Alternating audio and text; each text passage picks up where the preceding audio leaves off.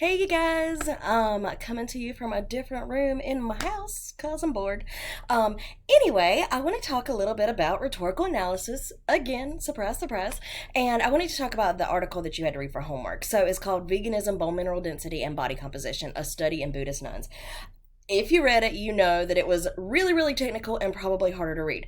However, I think this is a really good example of a more scholarly article, and so I'm going to show you how I would compare these. And so I did the same thing that I did yesterday, where I highlighted different parts of the article that I thought were ethos, pathos, and logos. So we've got yellow for ethos, green for logos, and orange for pathos. Same things yesterday.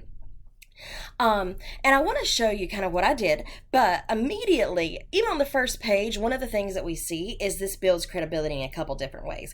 Number one, Osteoporosis International. I'm not 100% sure that it's a credible journal, but it feels a lot more credible than Vibrant Life. So we could talk about that.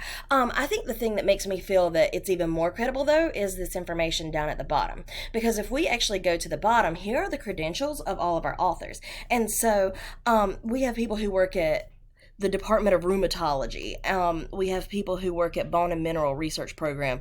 And I think that's just much more much more credible than Anonymous from Vibrant Life. And we'll talk about how to kind of compare those in a minute. So anyway, we got a lot of credibility being built here. Now, a couple things that I wanted to go ahead and mark and kind of show you was that they cited a lot of sources. And usually, I feel like whenever you're citing sources, you're building credibility. Some people say, well, that's kind of logos. It kind of could be, but to me, just using credible sources makes your article more credible. So that's why I marked all these as yellow. I did that just in the first couple paragraphs. I didn't feel like I needed to do it throughout. Then I do finally have my first green. And basically what they're doing is they're defining terms. And I feel like in a lot of essays, you have to define terms so that we know what we're talking about and what we're dealing with. And so they do that here. So that's pretty good. I like that. They did that in the other article too, though. So just kind of keep that in your mind. And then, I said here, basically, the reason I said that was ethos was they clearly set up the parameters of the experiment. And I felt that was ethos because it's giving credibility to the article and really the experiment. Now, when I leave from here, one of the things that I start playing with and you'll kind of start seeing is they set up variables, kind of showed me that they knew what they were talking about, but really I started going into super green territory. And notice that I just started putting X's because like everything started to be green and I didn't need to highlight little specific parts. But so here this is a table that describes the participants. It's our first kind of piece of empirical data. And then if you go on, we've got more and more. We start to go to the results. And in the discussion, they tell me more about the results of that empirical study that they did. So that makes me feel like this has probably it's got a lot of information, a lot of results. Now, I'm still going through here, green, green, green, everything is green. And then when I get to my references, I mark that as yellow because, that's really showing me where they got all their information. So clearly that would be building their ethos. The green would be the results, the statistics that they used. Notice though, that I don't have any orange. Does that make my essay problematic? I wouldn't think so. I kind of want to show you what I did. So whenever I finished with this one, what I did was I went back to the first outline. And I'm going to show you what I'm talking about.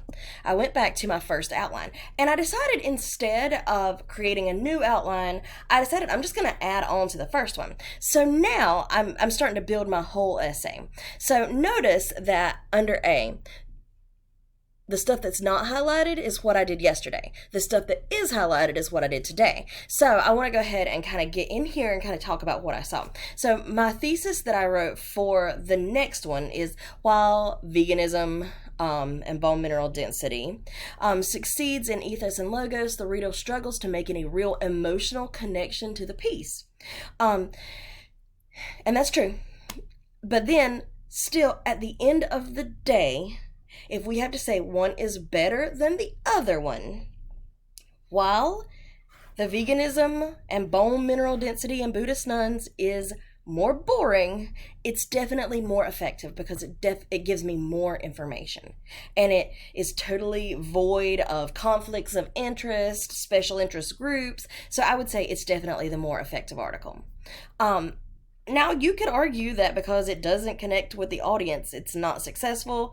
Um, I have a hard time when I think about what the end goal of these were.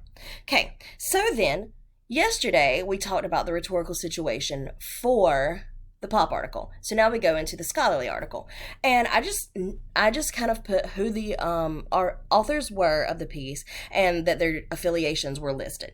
Okay. The audience. Now we have to think this audience is probably much more narrow than Vibrant Life. It's probably for people interested in osteoporosis.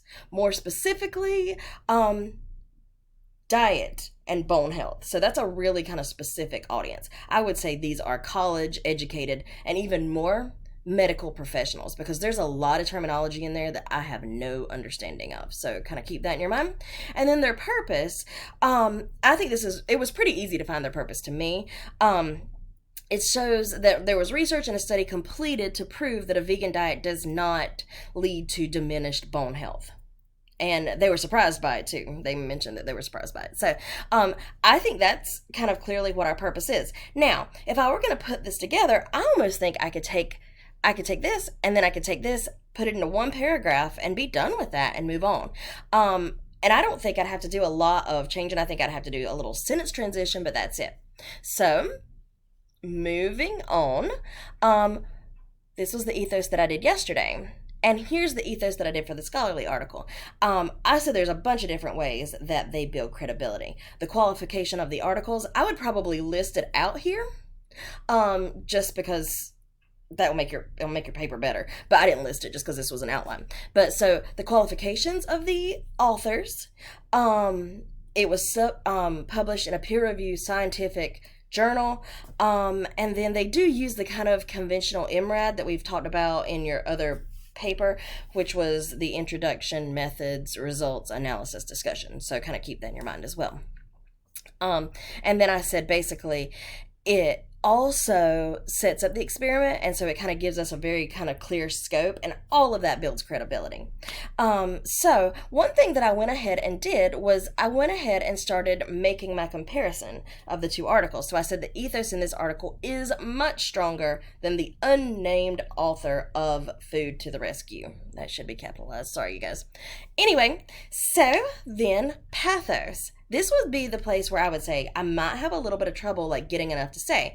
But since we're doing a comparison and the other one had tons of pathos, I'm not too stressed about it. Notice that this is a really short blurb. I said it has very little pathos, which makes the article hard to connect to. Word that better.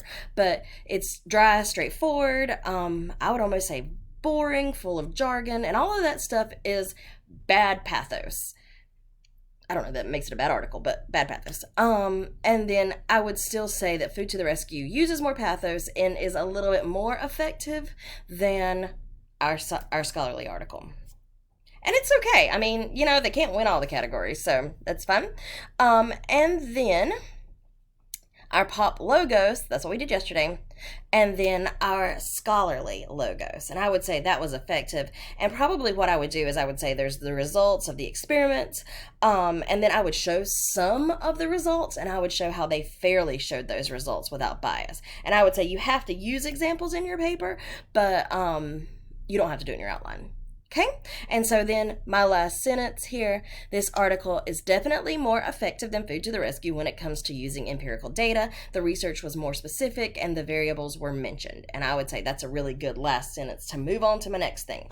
So, your conclusion is the place where you're really going to kind of round out your thoughts. And so that's why I have I've come to my conclusion. I didn't really have one on my outline yesterday. So after examining both sources, it's clear that veganism, bone mineral density, and body composition is a more effective article, even though the article struggles to make connections to the audience, excuse me.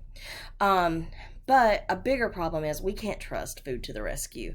The author has kind of specific motives. They're questionable. So that's kind of where I would kind of find my last thoughts on the paper as a whole. And so I think you'll probably have plenty to write on this. And notice, you guys, that single spaced, my outline was 2 pages. And I think like double space that, put it in Times New Roman, you'd have a 4 page outline, which probably could pretty easily be turned into a 4 page paper.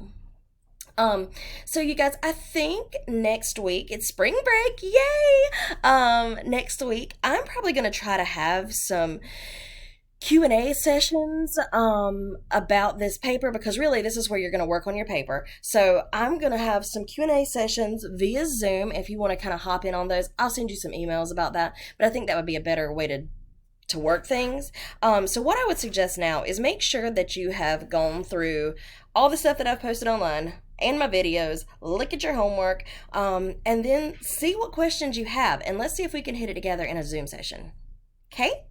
You guys, well, I still miss you, and I'm starting to think about how much I hate this, but this is what we have right now, so yay! But I miss you, and I hope y'all have a good day. Bye.